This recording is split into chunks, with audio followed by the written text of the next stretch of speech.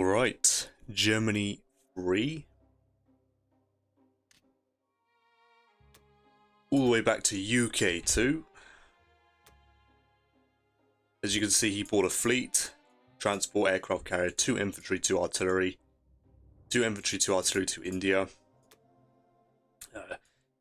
They took West Russia with the UK infantry, sending an infantry 2 bombers, killing 2 infantry.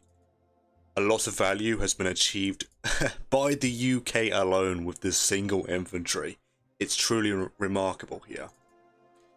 Allowed Russia to restack comfortably in the Caucasus and has now taken this. So, and with no units lost, so it's pretty insane. And this infantry will yet again become a crucial component to what the Axis plan this round.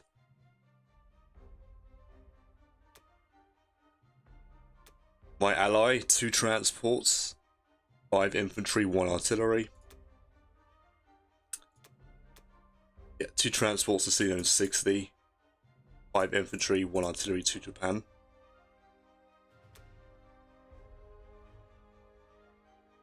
Yeah, it took a bunch of undefended territory and then took Kwangtung, losing an infantry. As you can see, the British still have a fleet here. He's exerting a dead zone on 36, and he's exerting some pressure on East Indies here. Yeah, that's a pretty big dead zone. The Americans, 2 transports, 3 infantry, 1 tank, 1 fighter. I'm assuming he's predicting a Alaska take. So he's put the bomber and tank and an infantry here to take it back.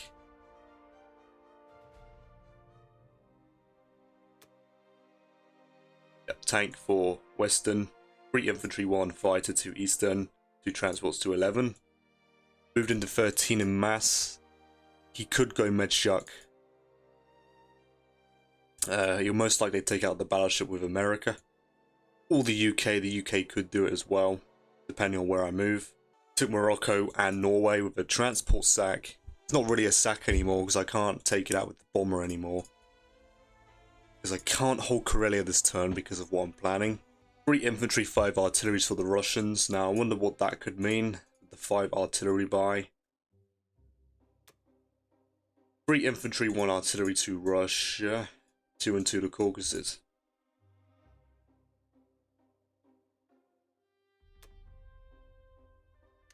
Attacked Belarusia with a tank and 2 fighters, killing 1 infantry. I don't know if I mentioned it in the previous episode, but in my team chat, I predicted that he would pull that move off, considering the UK pulled West Russia off. Russia had no trades to do that turn, so he went for it. I'm glad it failed, because that would have been ridiculous. I wouldn't have been able to go for a West Russia stack. That's what I'm planning this turn, because that's 2 less infantry, and I would have to take it back, so I wouldn't be able to stack West Russia. Or they almost achieved a perfect Allies play here to deny Germany moving forward. 4 infantry here as well, so I can't really trade it. So yeah, Germany is going to start feeling the pressure very soon. Fairly obvious buy, 13 infantry, 1 artillery. I think it's the only valid buy. Another thing with this fleet here is that this fleet is dead zoning Egypt very hard as well. It's not only dead zoning Egypt, but it's putting some pressure on Japan. It's actually quite interesting. These units here, he's actually pulled a unit from India or somewhere and put it in Madagascar. If I push forward, he can pick up an infantry artillery, blitz a tank across, infantry, and then all of his bloody planes. So I can't move forward. I'm not going to do tank v tank, I'm not going to do tank v infantry, I'm just going to blitz. Yeah, there's some good positioning by the Allies here. I can't really do much. So yeah, the only combat Germany is doing is blitzing this. And regardless of a hit back from the UK, I'm going to step forward into West Russia.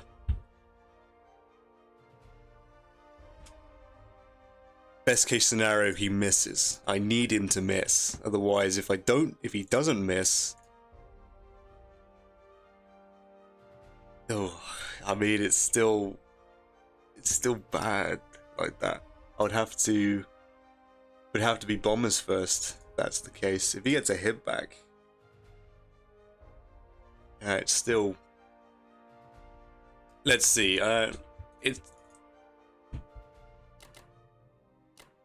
It's truly incredible how much this infantry affects things.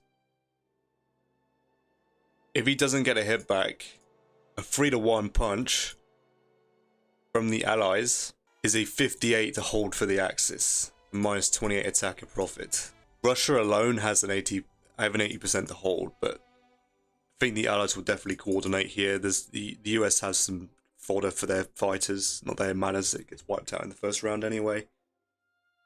Yeah, if they get a hit back, if that UK infantry gets a hit back, it goes down to a 52 for the Allies to win. With minus 14 attacker profit overall. I think, yeah, I gotta go for it regardless of the result. Pray. Japan will fly 5 of its planes and 1 bomber over.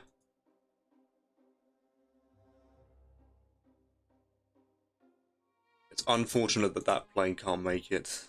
Very unfortunate. Yep, I can hit people's fleets. I can't take this out because I have since I'm doing this move here, I can't hold Karelia because then Russia doesn't have to hit this. Then the Allies could 1-2 punch Karelia and take out a bunch of German fighters. I'm not interested. 4 infantry, 2 fighters from the Russians. Infantry, tank, 2 fighters from the UK. I can't risk German fighters like that. They're too precious. All right, good luck to Germany. I just need him to miss with his UK infantry.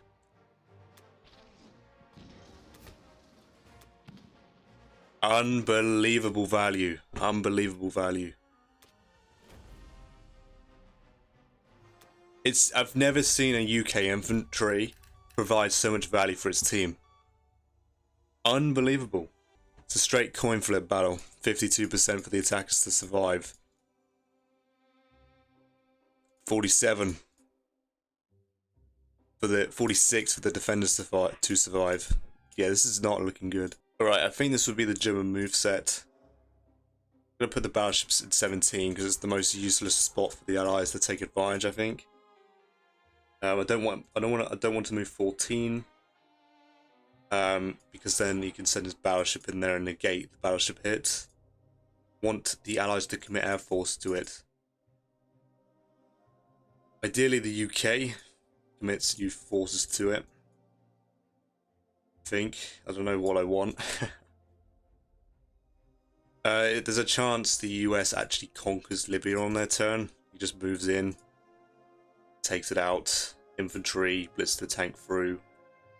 Infantry tank, bombard 2 infantry tank, bombard 2 fighters. Technically 4 fighters if the UK takes this back, which he obviously will. Yeah, Africa's probably going to fall. The battleship's probably going to die. Not really much I can do. It's absolutely fascinating that I've never seen a UK infantry, or a unit for that matter, a single infantry, provides so much bloody value for any team. Unbelievable. If I had just gotten a hit back, a single hit back, this would not be a problem. I would have 2 extra infantry. That's how significant this is. This is specifically for the 1-2-3 punch. The UK goes in with a tank, fighter, 2 bombers. Now this is a huge commitment by the Allies. I don't know if they can afford to do that, considering Japan is right here. But to negate that, UK moves in mass into Persia to create a situation where the Allies trade.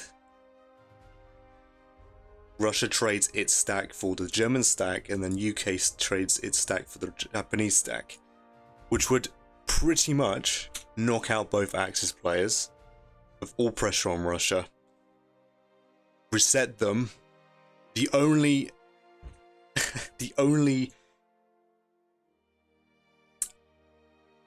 country, I suppose, that benefits from this is the US, pretty much, because their stack doesn't get nuked, and as the Allies as a whole benefit from it as well, because it completely takes away the Axis momentum. So I'm stacking France still. It's 85 to hold, 5 infantry, bomber, 2 fighters, tank, AA gun on keep AA, guys after infantry. Italy defense, because I have to maintain recruitment slots for Germany here. 3 infantry, deploying 2. 2 here, and then 10. So 3 infantry, 2 fighters. 84%. Average 2 fighters left. Average for France is a tank, 2 fighters, bomber left. That's pretty much it. Yeah, the fact that I couldn't kill this means that these units have free movement to go to Archangel, I guess. Or take it for the Russians, or the UK takes it for the Russians. Like, there's so much freedom here, it's utterly insane. Leaving 2 fighters here, I don't think the UK would hit that at any capacity. Alright, let's lock these in.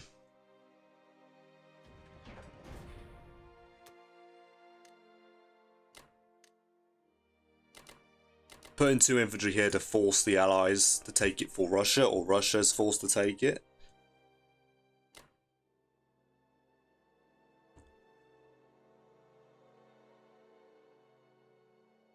Yep, France defense, AA gun, 5 infantry, 1 tank, 2 fighters and a bomber. Italy defense, 3 infantry, 2 fighters.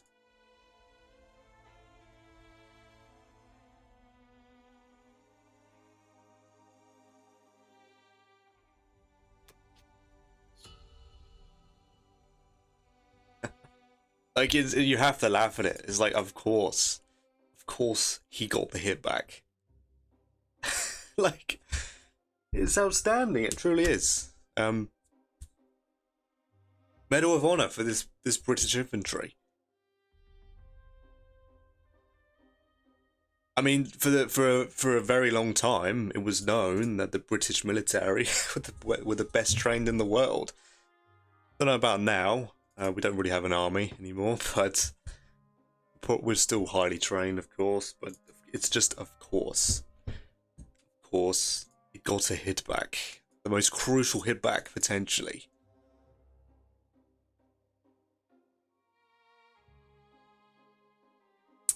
Like, I have no words. So for this 3-to-1 punch, 38 allies versus 27 Axis. If the bomber dies before the infantry when it lands in West Russia, it's a 50%, 53 to hold for the Axis, and then a 48.6 for the attackers to win. They won't go in to conquer, they don't need to. They just need to whittle it down. Like, yeah. Alright, well, that's the end of Germany round 3. And I'll be back for Germany round 4.